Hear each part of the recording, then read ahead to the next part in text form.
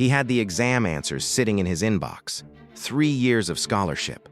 One test standing between him and losing it all. And the answers, right there, already typed out. Marcus stared at that email for 2 hours.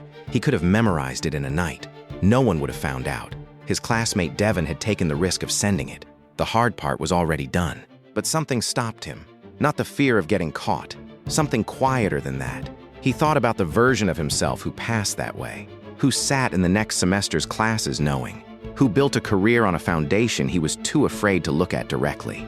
He closed the email. Then he called Devin and said, "I'm not using it, but I'll help you actually learn this."